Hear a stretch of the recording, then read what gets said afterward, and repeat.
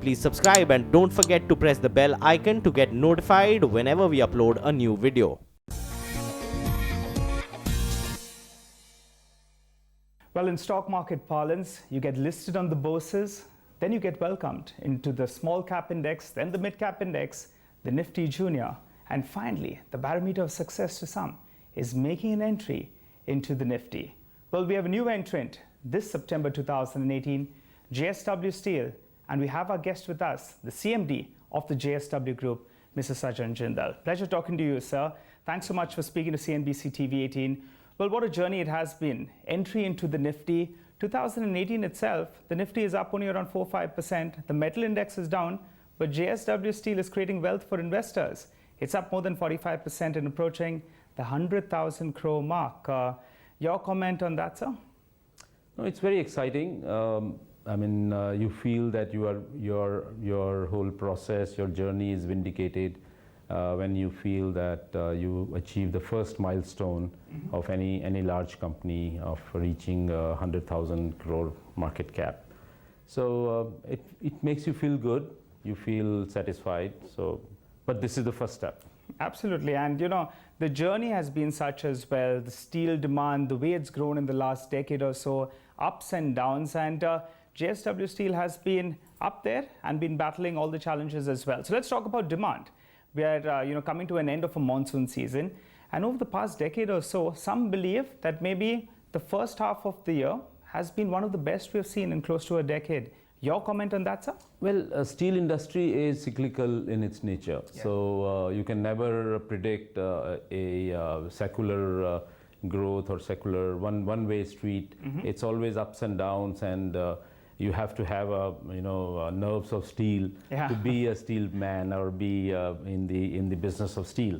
So therefore we are not really as steel producers. We don't look at quarterly performances or we are always prepared for the downfall. And but what we have done over the years in JSW Steel is that we have made a very strong balance sheet. We have been very careful and very conservative in our approach, in our growth, while staying aggressive on the growth, but we have stayed conservative on our capital spend. And we have built this company brick by brick, with a lot of care and a lot of precautions. So that's the result. That what we are seeing today is of that, the hard work and the labor that the entire JSW team has put in place over the years to make it where it is. Well, Mr. Jindal, as you said, the steel industry is cyclical in nature. Is there a possibility that steel is a lead indicator in comparison to our GDP? Do you believe that the steel industry can't grow faster than Indian GDP? So normally what I've seen is that over the last 20 years, that if the GDP is growing at over 7%, then the steel industry tends to grow at 1.2 times the GDP. If GDP, when GDP touched 9%, steel industry grew 1.5 times that. Right. And if the GDP grows at 5%, then steel industry grows at 1 or 2%. Yeah. So it's quite let's say there is no standard norms, but this is the norm which we have seen we have tracked over the last 20 years, and we believe it makes sense that when the GDP is, for example, now the GDP is growing at 7.5%, and steel is growing at 8.5%. And the last 2-3 years ago, when GDP was at 5%, we grew at 1 or 2%. Right. So there is a correlation there we see. Just going by what you're saying, sir, there could be at least a bit of a steady phase for the steel industry for the coming year. We believe within JSW Steel, we believe that we are in for a good run because the economy is doing well, and we believe that Indian economy will continue to do well, because of the huge emphasis on the infrastructure development, on housing, on various initiatives that this government has taken. Yes. So we believe that the steel demand will continue to be very strong. Okay, steel demand continue to be strong, but in the last couple of months, or at least in 2018 as well, the other focal point has been the dollar strength and the rupee weakness. How is that playing out? Do you believe the rupee weakening gives some protection for the domestic producers?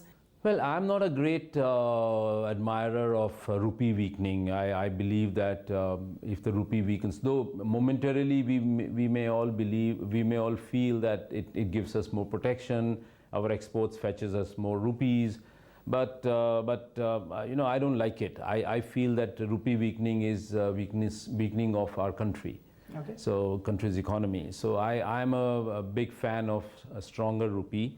Maybe temporarily we will all face music or face difficulties, but eventually country will strengthen, and so I'm always. But this time the rupee has partly weakened also because dollar has actually strengthened globally, right, against, if you see, all the currencies. But still I believe that rupee has still gotten weakened, and which is not a very I don't like it. Right. And in fact, just to take that point forward, in the last 5 years, the rupee has been a relative outperformer. It's just in this year, because we are seeing the Fed hike rates and dollar strength, that's the reason why, in fact, we are at around that 72 odd mark. But let's take that point forward, Mr. Jindal.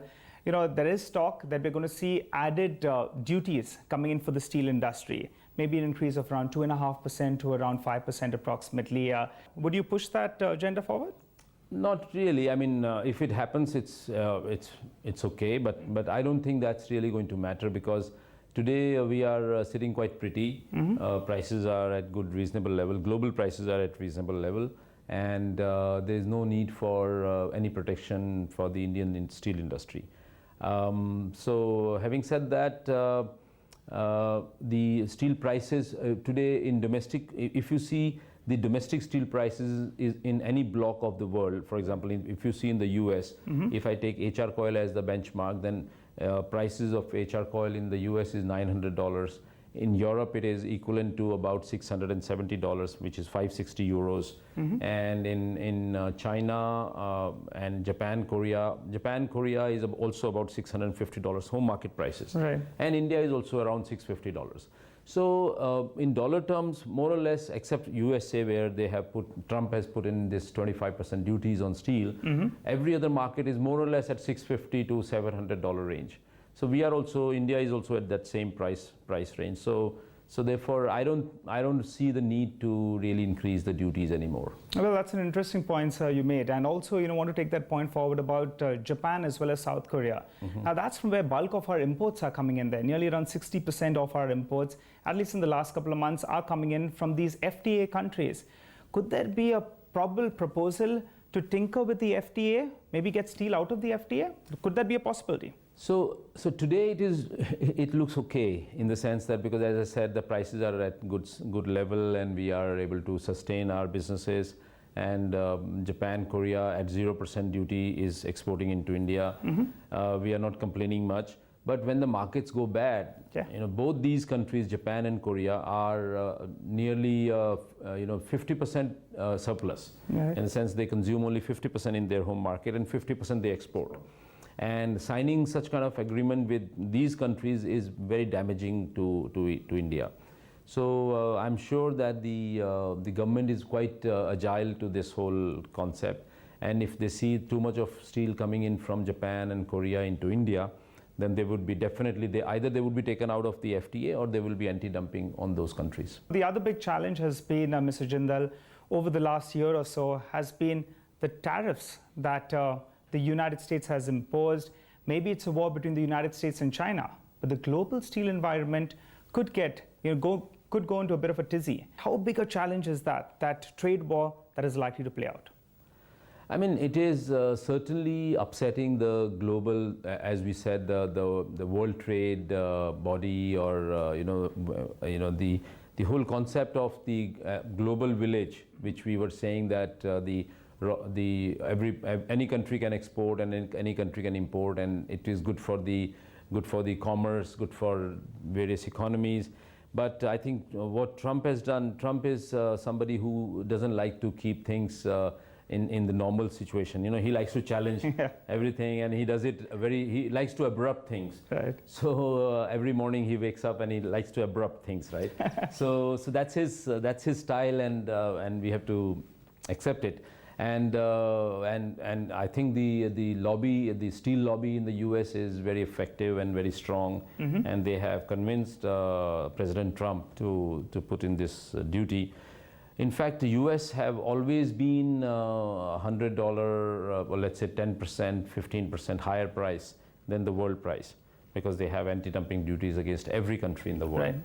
But now with this 25% duty, they are giving it even more protection to the American steel industry.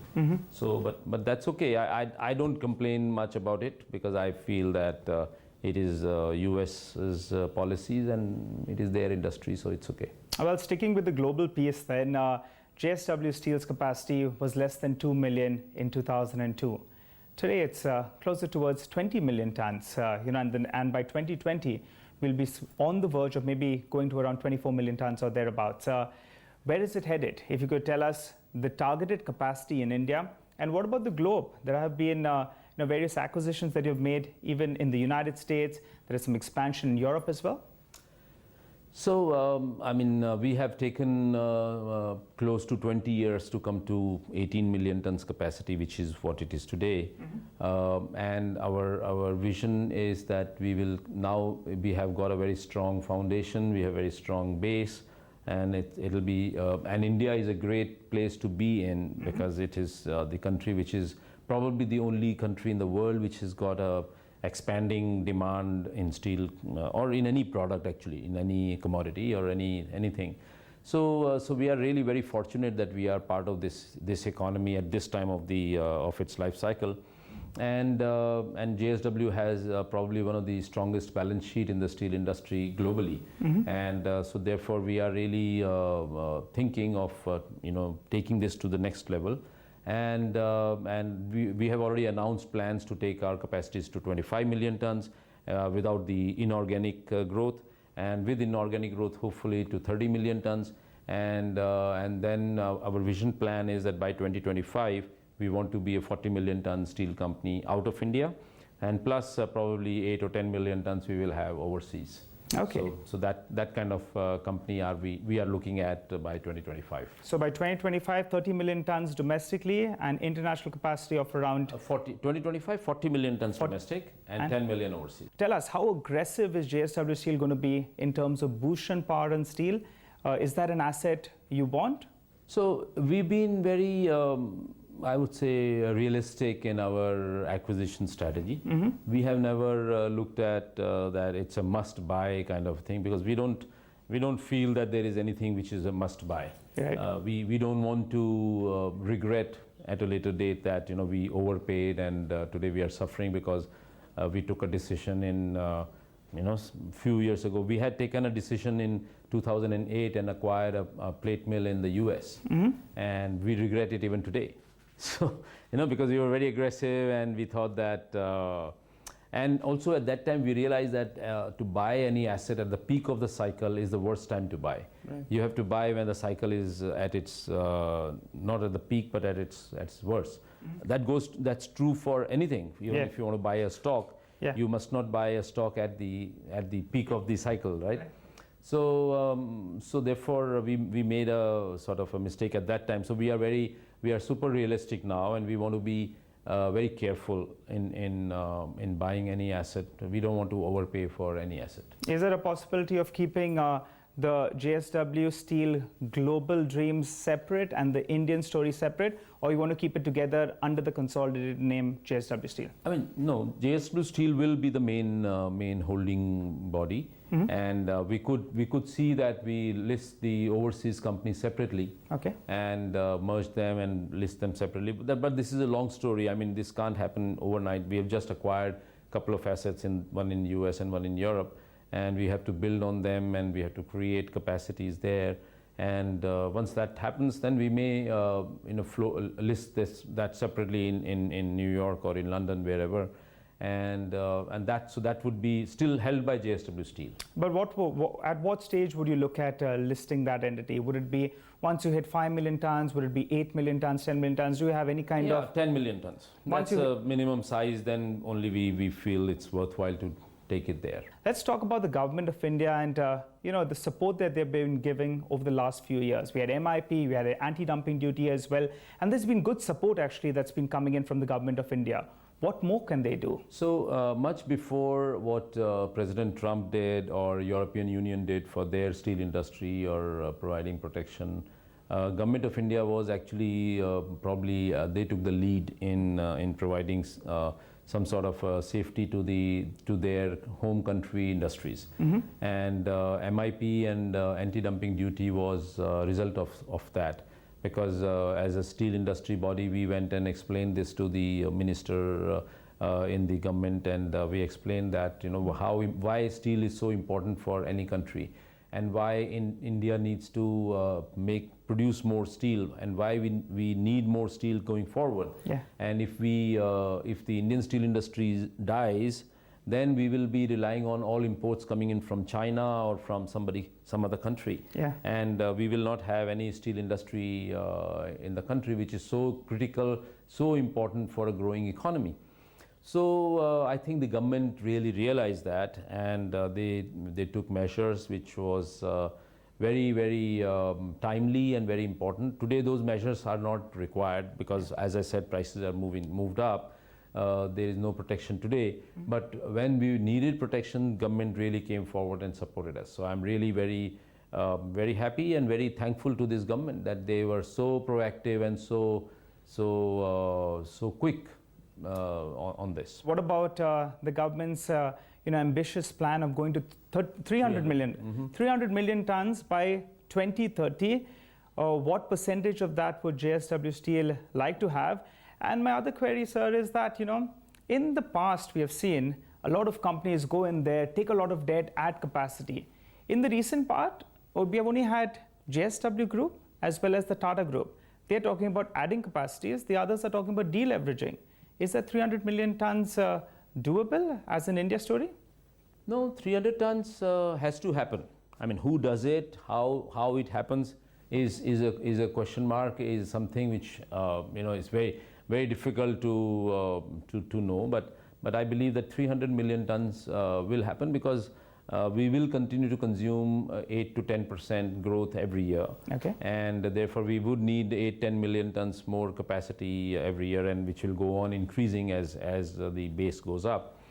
So now, for example, we are not increasing our debt. JSW Steel, while we are growing, we are not increasing our debt. We are growing mostly through internal accruals or through equity raise if need be. But as of now, we don't see that need, because we are generating enough cash flow to grow and grow aggressively, but within the internal accruals. Even if we have to take our debt a little bit higher, but still it will be much more lower than any competition in the world. You talk about some equity raising, and the street, Mr. Jindal, has been waiting whether or not JSW Steel, being such a big outperformer, is it going to come ahead and tap the equity markets? Or is JFE going to come and take a larger part of the listed company JSW Steel? Is a QIP in the works? So no, so there is no plan for any equity raise as of today, because as I said, we have enough cash generation to handle our capital expenditure program. Yeah. And also JFE, we have not made any plans to give more equity to JFE. I think JFE is very comfortable at 15%. And we are also very comfortable with JFE holding 15%.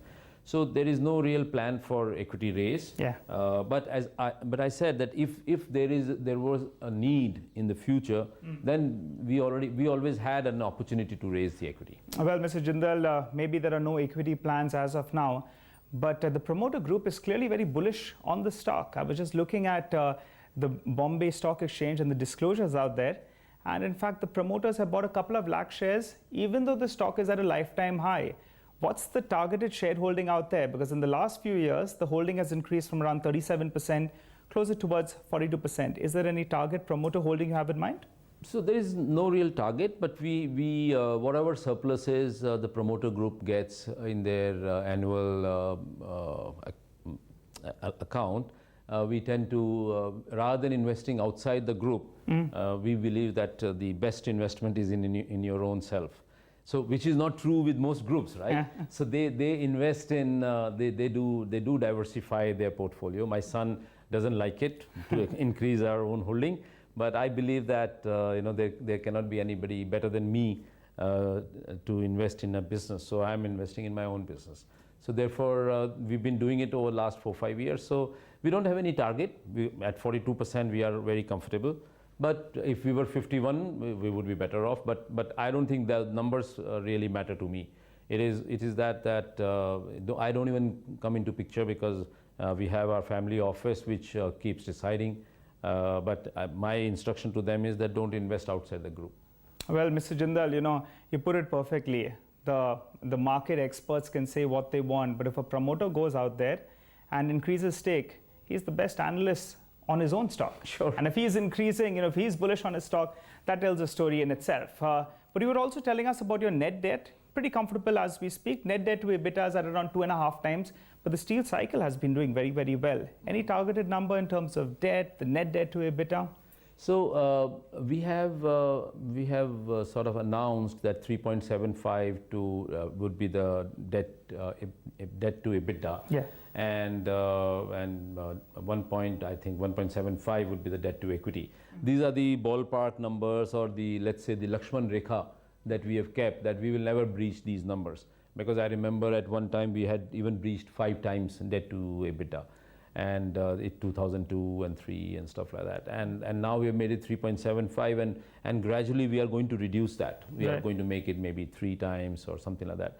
But we are keeping ourselves within that Lakshman Rekha. What's going on with regard to SR Steel? JSW Steel is part of the consortium. What kind of a stake do you all have in that consortium? How keen are you all in terms of the SR Steel asset? Well, SR Steel is a good asset. It's an attractive asset. It needs a lot of improvement. We believe that we can do a great deal of justice with that asset. But I really don't know how it is going to play out, because also it is sub judice, so I can't talk too much about it, and I would rather keep it to this level.